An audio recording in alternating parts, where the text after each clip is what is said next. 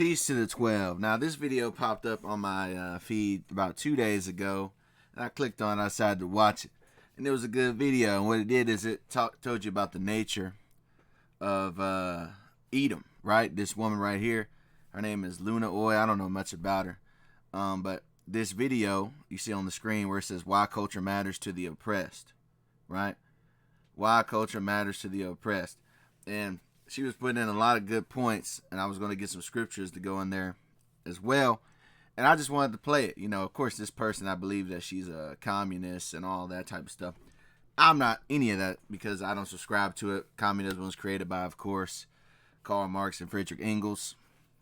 Karl Marx, I believe he was a Caucasian Jewish man from Prussia who became a German philosopher, so on and so forth. I actually have the Communist Manifesto book. I have a lot of books, but anyway, it doesn't matter.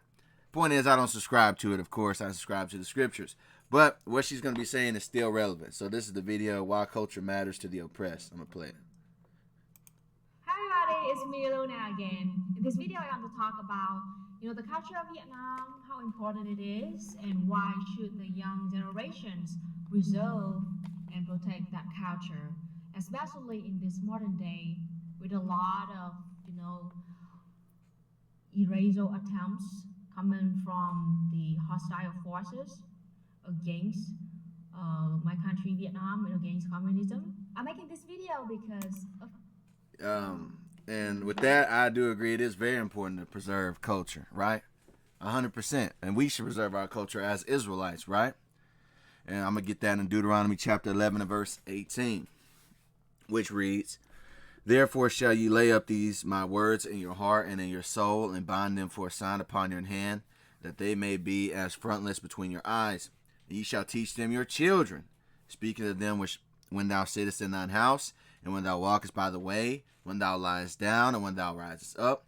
And thou shalt write them upon the doorposts of thine house, and upon thy gates, that your days may be multiplied, and the days of your children in the land which the Lord Yahweh sware unto your fathers, to give them as the days of heaven upon the earth.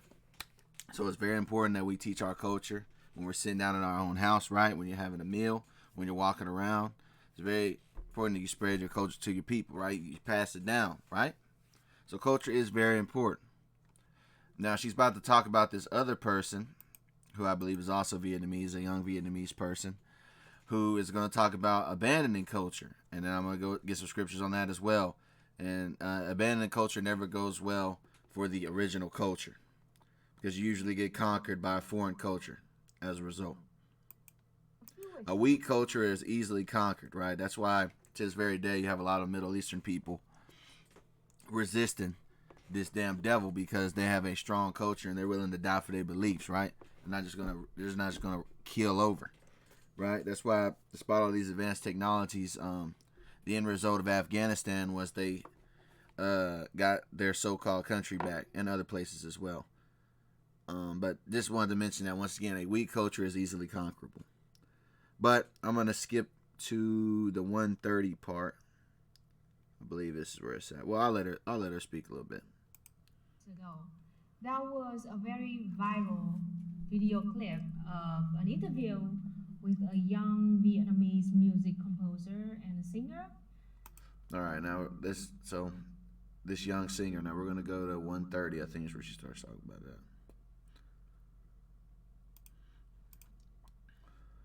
Of course, I get an ad, bro. Of course.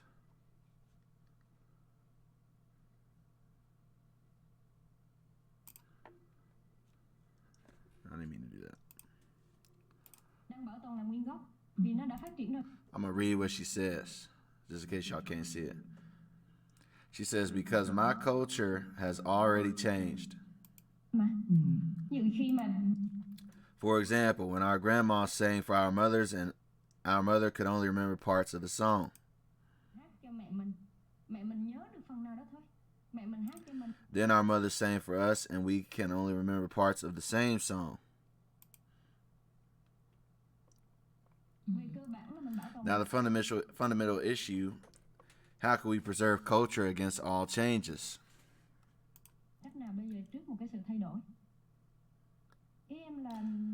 What I meant is we think that we are preserving, but in fact we are preserving something we don't understand and don't really like it. Right? See, she's saying we don't really understand, we don't really like it. That's just a code word for saying we should leave this culture we don't like and embrace a foreign culture that is given to us, right? And that makes me think of in 2 Kings chapter 17, verse 18. This is exactly what our people want to do. Our people being the Israelites. They want to forsake our culture, our law, statutes, commandments, our customs, and try to act like the damn heathens, man. Right? That's 2 Kings 17 and 8. Right? It says, and walked in the statutes of the heathen, whom the Lord Yahweh cast out from before the children of Israel and of the kings of Israel, which they had made. So our people wanted to follow the nations, right? The other nations, right? Also in Deuteronomy 12 and 30, it says, take heed to thyself, that thou be not snared by following them after that they be destroyed from before thee, and that thou inquire not after their gods, saying, how did these nations serve their gods? Even so will I do likewise. So we shouldn't be concerned with trying to serve these other people. Like another scripture says, drink waters out of your own cisterns, meaning drink from your own cultural spring, right? Leviticus 18 and 3. After the doings of the land of Egypt wherein ye dwelt, shall ye not do, and after the doings of the land of Canaan whither I bring you, shall ye not do, neither shall ye walk in their ordinances. So it's very important that we don't try to build off our belief systems off of these heathen practices, right? They ain't got nothing to do with us. Did I want to get this one yet? I'm not sure. I'm just going to get it anyway. Jeremiah 16:19. Or 16 through 19. Jeremiah 6:16 through 19. Thus saith the Lord Yahweh, stand ye in the ways and see and ask for the old paths, where is the good way, and walk therein. Ye shall find rest for your souls, but they said, we will not walk therein. So this person is bashing the old ways, right? And we're our people, because this is what I'm speaking to. We should be seeking the old paths, right? The ways of the scriptures. Also, I said, watchmen over you, saying, hearken to the sound of the trumpet, but they said, we will not hearken. Therefore, hear ye nations, and know, O congregation, what is among them. Hear our oath be heard. I will bring evil upon this people, even the fruit of their thoughts, because they have not hearkened unto my words, nor to my law, but rejected it. The reason we're in this position that we're in is because our people forsook our culture. Exactly why we're in this position right now. But I'm going to let this continue for a little bit. Giữ một cái gì đó mình không thực sự hiểu và mình không thực sự thích. Chỉ giữ được bảo. For example, there's an ancient vase in your house. Nhà có cái bình cổ đi. Cái bình đó 6 triệu. Let's say that vase is worth $6 million, but I think it's ugly as hell. Đô đi. Mình thấy nó giống chết, mình không biết giá trị nó đâu. Đúng không? Mà lại biết nhiều nhà như vậy. Thì mình I don't understand why I have to keep that ugly vase. I also don't like it at all. Now, mind you, this vase that she's talking about is talking about the proverbial of her culture, because this is a metaphor that she's talking about, right? So the vase is talking about the old culture. That's why she said, for example. So she's saying she doesn't like this culture at all. In other words, she likes an alien culture, a culture that has nothing to do with her, whatever that culture may be. I have ideas. Most likely that's to do with Western, the so-called Western Caucasian culture, most likely, right? The Edomite culture.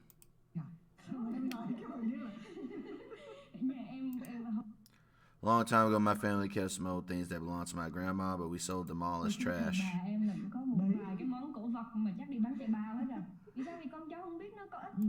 Why did we do that? Because we didn't see any value in those things. And mind you, again, this vase that she's talking about is really, it's just a metaphor, and she's talking about culture.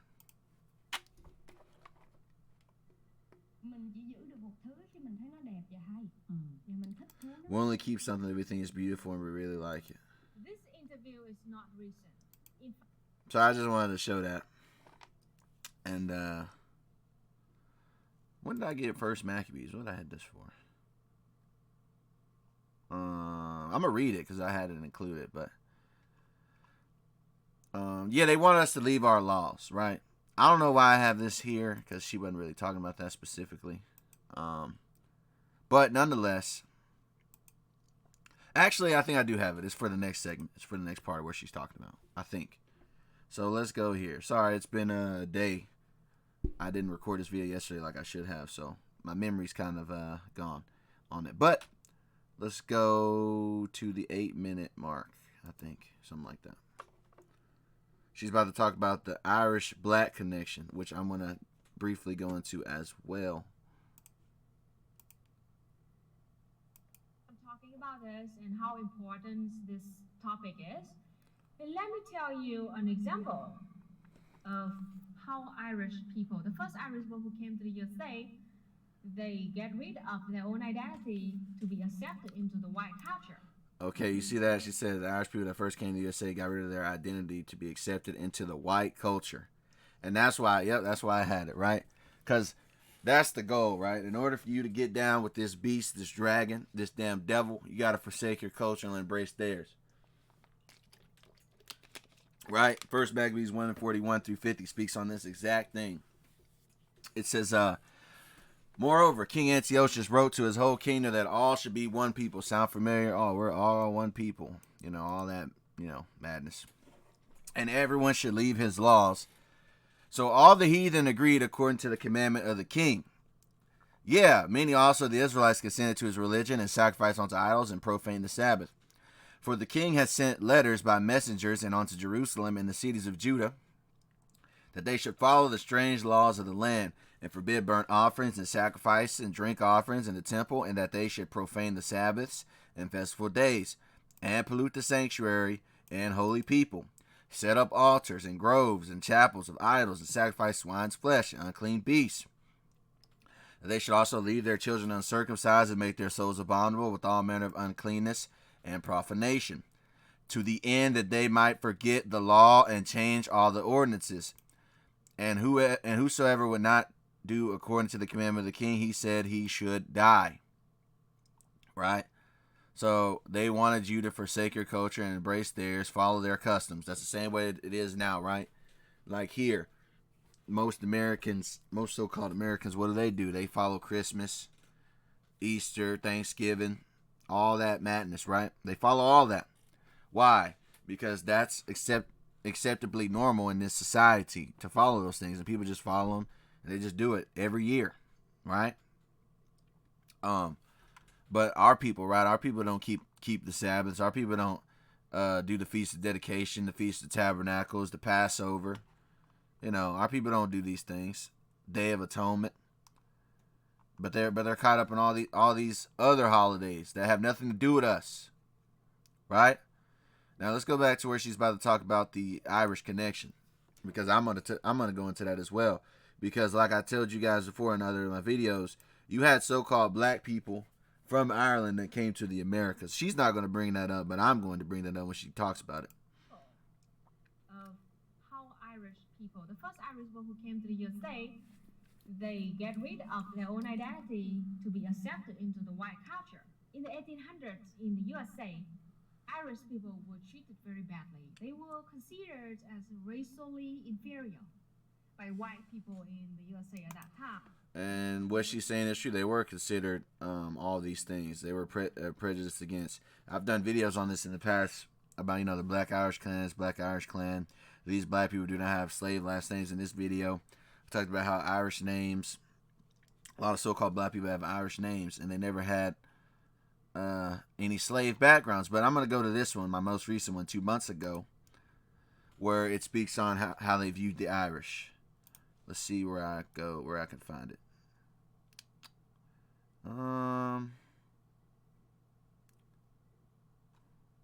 We'll get there eventually. Bear with me 1 second, man.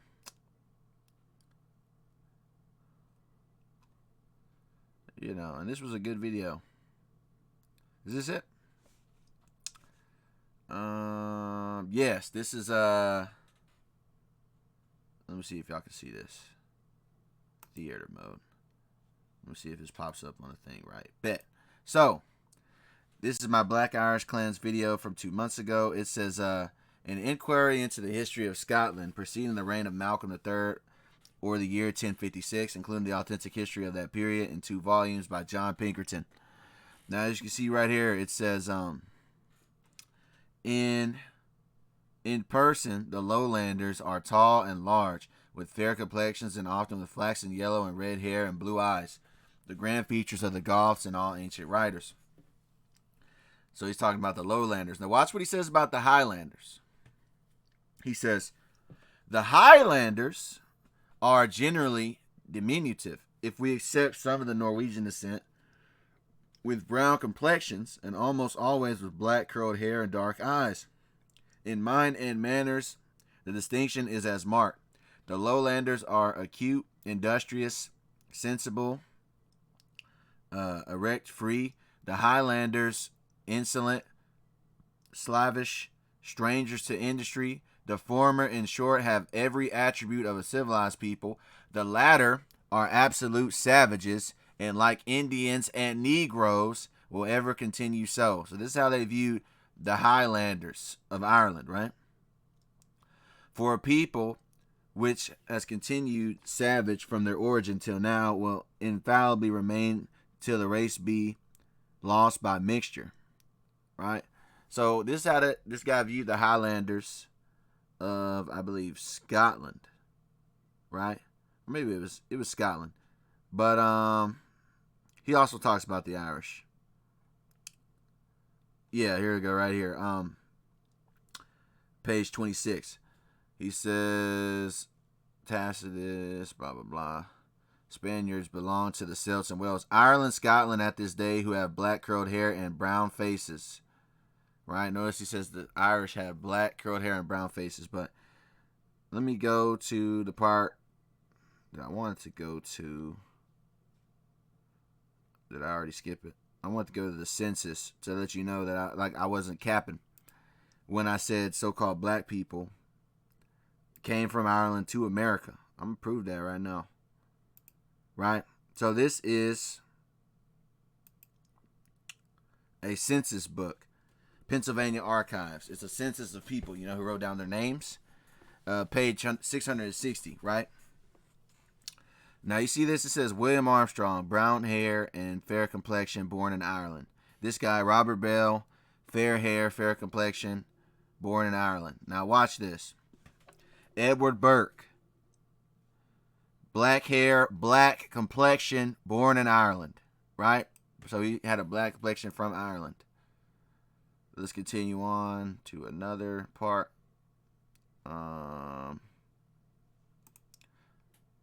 One second. Y'all can go watch this video for more. I'm just going to go here real quick. John Campbell, black hair, black complexion, born in Ireland. Robert Crabb, black hair, black complexion, born in Ireland. William Cummings, black hair, dark complexion, born in Ireland. Born in Pennsylvania. So right here it says this guy has a dark complexion. So people can't say, oh, that means he's a dark white. No, because you have dark complexion right here. Meanwhile, here it says black complexion, born in Ireland. That's what I want to include. And, the census goes on, but my point is made. Black hair, black complexion, born in Ireland. But I just wanted to bring up that black-Irish connection. And she's going to touch on it as well. And instead of, fighting back or uniting with other oppressed people over there, Irish people at that time decided to trade off their identity so they can be accepted into the... Trade off their identity so that they could be accepted. And this makes me think about another scripture in 1 Maccabees, which is 1 Maccabees chapter 1, verse 11. It says, in those days went there out of Israel wicked men who persuaded many, saying, let us go and make a covenant with the heathen that are round about us. For since we departed from them, we have had much sorrow. So you have people, they just wanted to make a covenant with the heathen, right? And then it says, so this device pleased them well. Then certain of the people were so forward herein that they went to the king, who gave them license to do after the ordinances of the heathen, whereupon they built a place of exercise at Jerusalem according to the customs of the heathen. Just like what she's talking about. They forsook their culture and decided to just assimilate into white society, and then they became the same oppressors that once oppressed them to other marginalized groups. Right? So I just wanted to, I'll rewind it a little bit. And we'll go back into that. What time are we making? 19 minutes, bet. to be accepted into the white culture. In the 1800s in the USA, Irish people were treated very badly. They were considered as racially inferior by white people in the USA at that time. And instead of, fighting back or uniting with other oppressed people over there, Irish people at that time decided to trade off their identity. See that? Trade out their identity. Let's go make a covenant with the heathen, like I just read in 1 Maccabees 1 and 11. So they can be accepted into that white society. So instead of fighting to preserve their culture, to be, recognized as who they really were, they decided to be another oppressor. And See that? You understand that this is how painful it is, for a non-white person like me to learn about that kind of history. This is a quote. I wouldn't say that it's painful. I would say that it's just revealing of the truth, right? It's revealing of the nature of the beast. It's dealing with the nature of the person that you're dealing with, right? In the history. And they would have you believe that they've gone past this history and it's not so anymore. But that is simply a delusion, right? It's simply a delusion. And in truth, the goal has been the same, which is to make sure that you fully assimilate. And if you question anything, they're going to, get you out of the way one way or another. Rather, that's through, won't make it to where you can get employment, or they take your life and put you in prison, or something along those lines. From a doctor of philosophy called Art MacDonald. He wrote a whole book about his experience when he learned about this history of Irish people, his own people. And let me read it to you. Irish and Africans, Americans had... Now I'm going to read this for her because I think I'll probably read it a little faster. She's about to read it, but this is what this guy had to say that she's talking about. He says, Irish and African Americans had lots in common and lots of contact during this period. They lived side by side and shared workspaces. I just went into my Irish spiel earlier, but that's why you have a lot of people that identify as so-called Irish today, and they're actually Israelites. Matter of fact, I have people from Ireland who watch me. They've told me so, when I read the comments, which is not often, because but sometimes I do read the comments, and I have people that watch me from Ireland. You have Israelites who are in Ireland, right? You have Israelites who identify as Irish in America today, and though we don't look the same, their seed line goes back to our same forefathers and things like that. I might do a video on that another time. I've already kind of done a video on that, but I might go into further in depth on that, on the Irish specifically. But anyway, let me go back to reading this. It says, Irish and African Americans had lots in common and lots of contact during this period. They lived side by side and shared workspaces. In the early years of immigration, the poor Irish and blacks were thrown together. I wonder why. Very much part of the same class, competing for the same jobs. In the census of 1850, the term mulatto appears for the first time, due primarily to the intermarriage between Irish and African Americans. The Irish, now check this out. This is what he said, right? This brings validity to what I'm saying. The Irish were often referred to as Negroes. Turned inside out, and Negroes as smoked Irish. See that? I had a guy put in the comments, I think in this video that I did, the Black Irish video, somebody put in the comments, they said smoked Irish. So funny that he said that. But anyway, a famous quip of the time attributed to a black man went something like this. My master is a great tyrant. He treats me like a common Irishman. Free blacks and Irish were viewed by the nativists as related. See that? Somehow similar, performing the same task in society. It was felt that if amalgamation between the races was to happen, it would happen between Irish and blacks. But ultimately, the Irish made the decision to embrace whiteness, thus becoming part of the system which dominated and oppressed blacks. Although it contradicted their experience back home, it meant freedom here, since blackness meant slavery.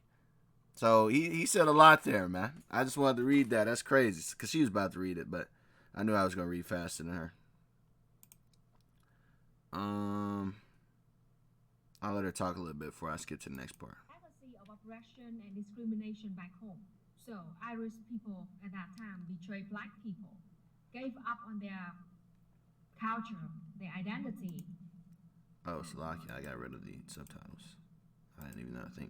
Becoming white meant losing their greenness, i.e. their heritage, and the legacy of oppression and discrimination back home. So Irish people at that time betrayed black people, gave up on their culture, their identity, and became just another racist oppressor that is no better than the ones that once oppressed them. In a long history. See that? Like I said, that's the nature of this damn devil, man. All right, he makes sure that people are at odds with each other, so that they don't see who the real oppressor is, as we all know, which is Esau himself. But anyway, I'm gonna skip to the 11-minute mark,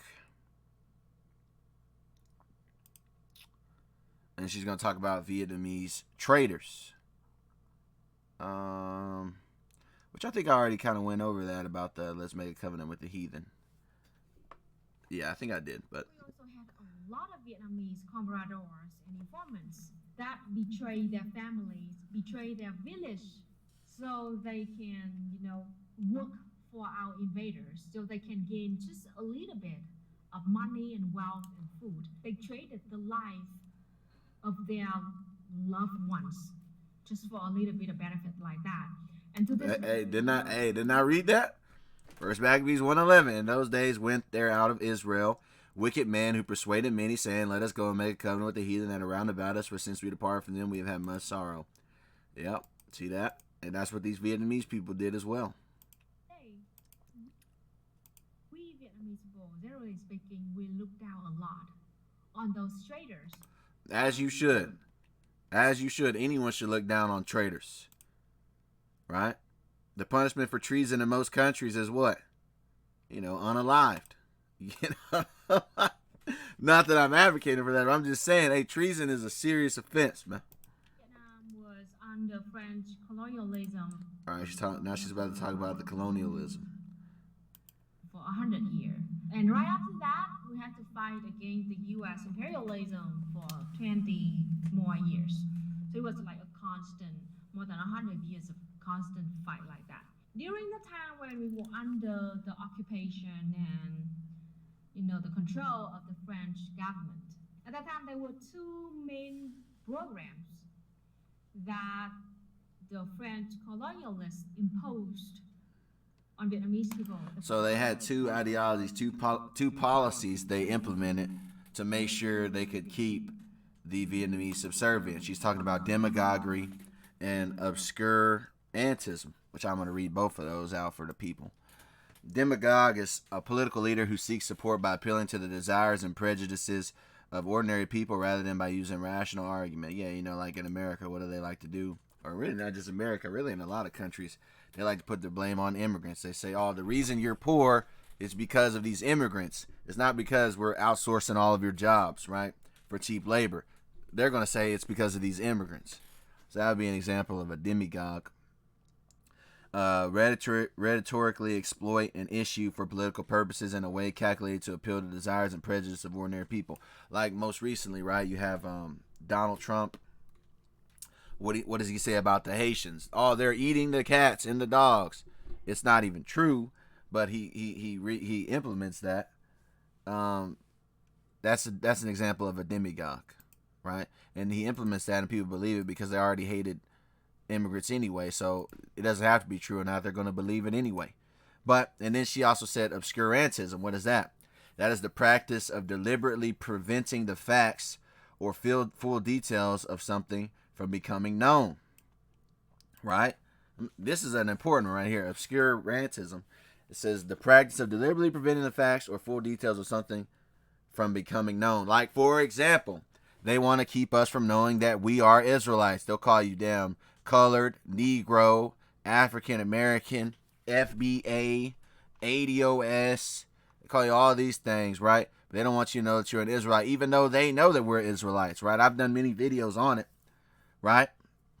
Let's just click on this one. I got many videos on it, but let's just click on this one. They know for a fact that we're the Israelites. And they don't want us to talk about it. They don't teach it. Let's go here, right? Let's just go for an example. We're going to skim through this Hidden Black Jews video I did. The Hidden Black Jews of West Africa.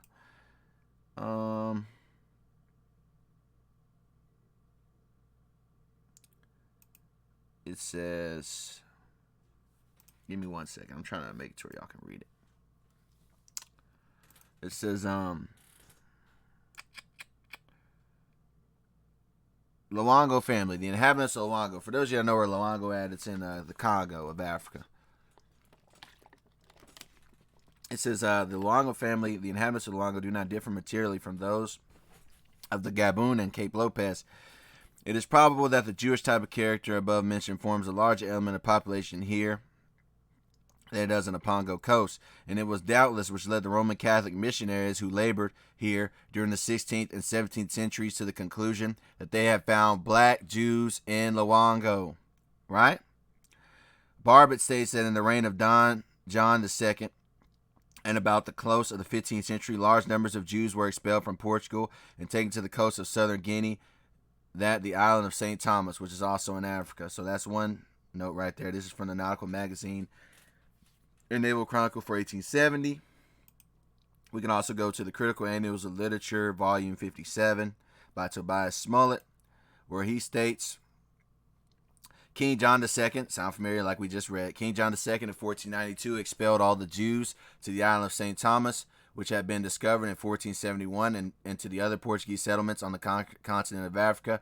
And from these banished Jews, the black Portuguese, so these banished Jews were known as the black Portuguese, as they are called, and the Jews in Luango, who are despising by the very Negroes, are descendants. See that?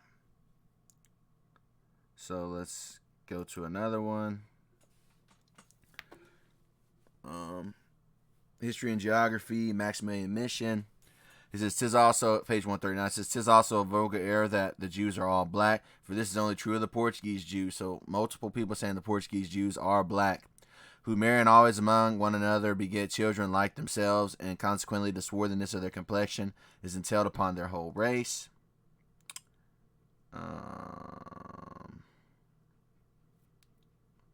I really went into this, but y'all can just watch the video. But nonetheless, point is, they know that we're the Israelites, right? I'll get one more just because. This is an account of Timbuktu and the Hausa territories in the interiors of Africa, right? Published in 1820. It says, page 475, Yehudi, a place of great trade. This place is reported to be inhabited by one of the lost tribes of Israel, possibly an immigration from the tribe of Judah. Yehudi, or Yehuda, in African Arabic signifies Judah. Yehudi signifies Jew. It is not impossible that many of the lost tribes of Israel may be found dispersed in the interior regions of Africa, which we shall become better acquainted with that continent. It is certain that some of the nations that possessed the country eastward of Palestine, when the Israelites were a favorite nation, have immigrated to Africa. So back to the point of why I even said this. Y'all can watch this video for more information, but they have always known we are the Israelites. Meaning they, I mean the ruling elite. They know we're Israelites, but they use obscurantism, like she was talking about. They use obscurantism to make sure that we don't know this. So we go by names like Black, African American, FBA, colored, all that, right? They make that a concerted effort. Right, and that goes into Psalms 83 about how they want to make sure that we are cut off as a nation. Psalms chapter 83, I'm just going to read 1 through 6. Right, Psalms 83. A song or psalm of Asaph, keep not thy silence, O God, hold not thy peace, and be not still, O God. For lo, thine enemies make tumult, and they that hate thee have lifted up the head. They have taken crafty counsel against thy people, and consulted against thy hidden ones. They have said, come and let us cut them off for being a nation, that the name of Israel may be no more in remembrance. For they have consulted together with one consent. They are confederate against the tabernacles of Edom and the Ishmaelites of Moab and the Hagarenes. So they want to cut us off for being a nation, that our name may no more be in remembrance. And they're all in confederacy. But the Edomites, that's dealing with the so-called white man, right? Let's get other versions of that. Psalms 83 and 4. It says, come. They say, let us destroy them as a nation, so that Israel's name is remembered no more. We will destroy the very memory of his existence.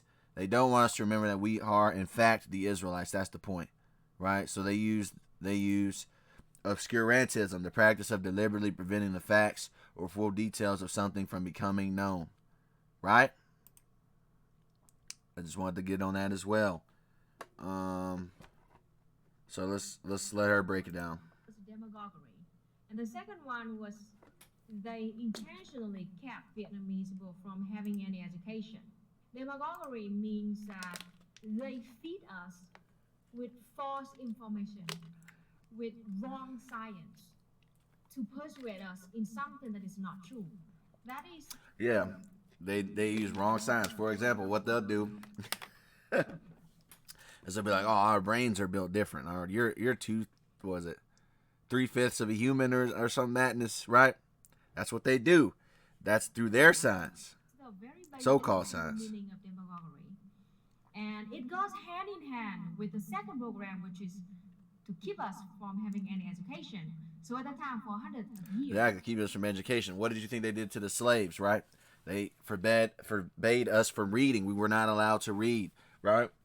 Then they gave us a Bible, which was known as the slave Bible, which they took out all the parts that would have stirred up the minds of the Israelites, right? They eliminated all that, right? Look up the slave Bible. I might do a video on it. They did all these things, right? They didn't allow you to read. You know, the thing might be, right, if we're so dumb and unintelligent, why would you not allow us to read? We wouldn't understand what we were reading, according to your logic. But anyway.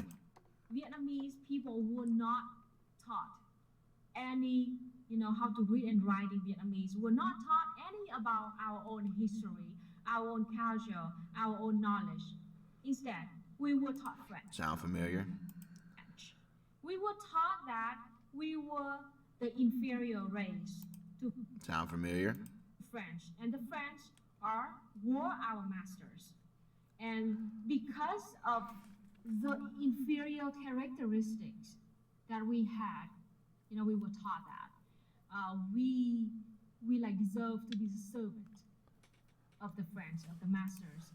I mean, they're using the same tactic, So that is the two programs that they imposed on Vietnam.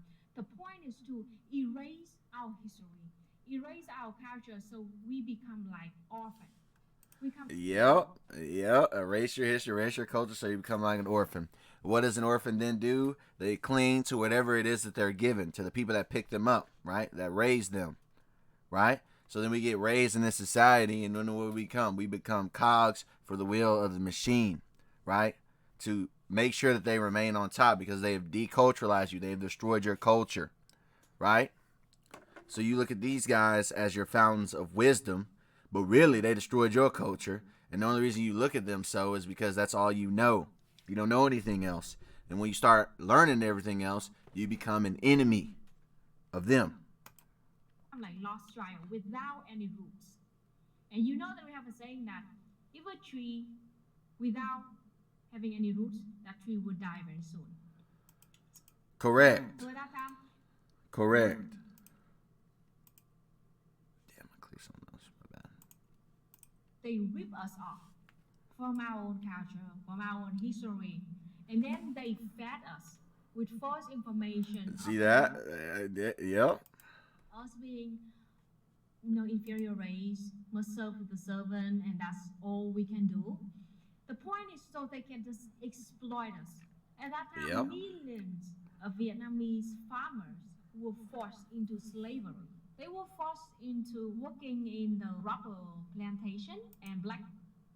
Some of these are some dark Vietnamese person. That might be Israelite foreigners. Pepper plantation and coffee plantation. They took our farmland and forced those farmers to work as workers in their factories, in their plantation like that. So the French colonialists, they enslaved the whole nation of Vietnam for 100 years. Yeah, see that?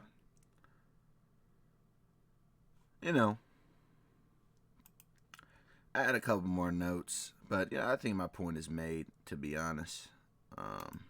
Actually, I'll let her read. We'll get this last part. It's only like 2 minutes. Successfully defeated the French army and gained independence in Vietnam in 1945 and 1946. Immediately, we had to fight another fight, which was the USA. This time, the USA occupied the south of Vietnam and they wanted to turn us into just another story like North and South Korea. And at that Yep. time, they also fed Vietnamese people, especially in the south, with propaganda. Fed them with propaganda. What do you think of Psalms 55 and 21? The words of his mouth were smoother than butter, but war was in his heart. His words were softer than oil, yet were there's drawn swords.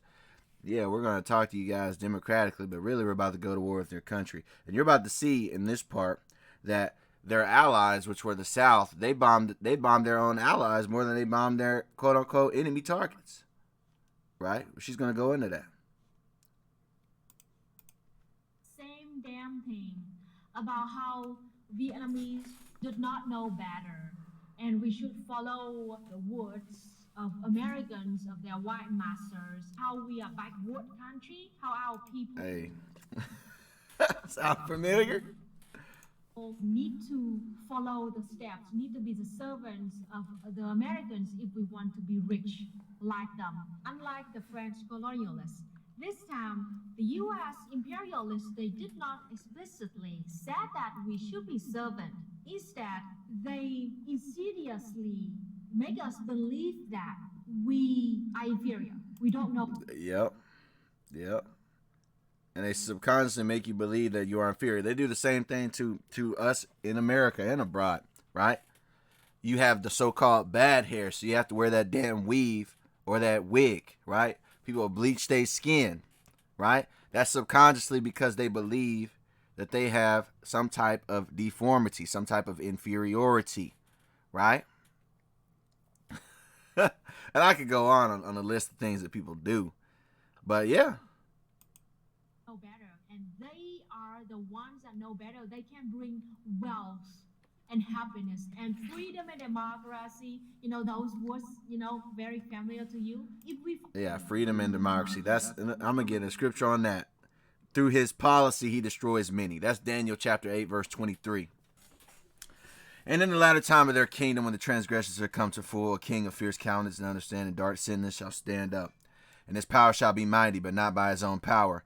And he shall destroy wonderfully, and shall prosper and practice, and shall destroy the mighty and the holy people. All right, this is the empire of the Edomites. Now check this out. And through his policy, like his democracy, right? Through his policy, also he shall cause craft to prosper in his hand, and he shall magnify himself in his heart. Right? We're right, you guys are wrong. Just listen to us if you want to achieve wealth. And by peace shall destroy many. He shall also stand up against the prince of princes. The prince of princes that he's standing up against is Yahushai, who the world inwardly calls Jesus Christ. He shall also stand up against the prince of princes, but he shall be broken without hand. And the vision of evening and the morning which was sold is true, is told is true. Wherefore shut thou up the vision, for it shall be for many days. Right? So through his policy, his craft prospers, and he destroys many through the promise of peace. Right? Diplomacy, democracy, it's all a lie. Truthfully, what? Like I said earlier, truthfully, war is what's in his heart. War is what's in his heart. But let's let her continue a little bit before I close out. Follow them and listen to them. They will bring freedom and democracy and happiness and wealth to our people. That is what they said. But in fact, during the 20 years of occupation in the south of Vietnam, especially in Saigon, Ho Chi Minh City now, they turned Saigon to be the biggest brothel. Yeah, so as soon as they implemented their so-called democracy, right, they turned Saigon, which was in South Vietnam, into the biggest brothel in the country, right? Where they're out there pimping out people, man. All the way back to underage, man. Watch this. At that time, it is very painful to say this, but at that time, the age of prostitution started from 6. See that? Age started from 6. Look at this devil, man. In the Southeast Asia, at that time, it is very painful to say this, but look at this devil. Started from age 6. The age of prostitution started from 6. They slaughtered our people. They chose a small group of Vietnamese people that got heavily indoctrinated by them. They turned those people into their own army. They See that? equipped them with heavy weapons so they can go and kill our own people. Just Crazy. look at this map. Now, look at this map she's about to talk about, right? So this is North Vietnam. This is South Vietnam. South Vietnam was supposed to be the allies to the so-called U.S., right? Now, if you can see it by this map, they bombed the hell out of their own allies. They bombed the hell out of South Vietnam, right? They didn't care. Map of the U.S., how the U.S. bombed Vietnam, Laos, and Cambodia, and how the U.S. sprayed Agent Orange on Vietnam. And you can see clearly that the south of Vietnam is the most bombed place. See that? Not North Vietnam. You know, they were claiming to protect the South and fighting against the evil communist North. But actually, they bombed the South way more than the North. They sprayed Agent Orange way more in the South than in the North of Vietnam. Correct. So, you know, that speaks for itself. They never viewed them as allies. They just viewed them as things they could, as people that they could use, right, for their own interests. And then it ended up didn't work, and they abandoned ship, right? But also, let us not forget that, like I said, communism was once again created by another Edomite. So I don't follow that either. But, you know, that's pretty much the video. She was going in. I thought that was a good, edifying lesson to go into the oppression that we deal with and how they manipulate us. So anyways, with that, I want to say peace to the 12. I want to give all praise, honor, and glory to Heavenly Father, Most High Yahweh, in the name of His only begotten Son, Yahweh Shai. Yahweh is the name of the Heavenly Father, who the world commonly calls God, and Yahweh Shai is the Savior of the nation of Israel, who the world commonly calls Jesus Christ. I want to say Shalom, which means peace to you people listening and learning, you brothers doing this work, truth, sincerity, and to you elders that's been doing this thing before me, man. I'm going to go ahead and get up on out of here. Go on, peace.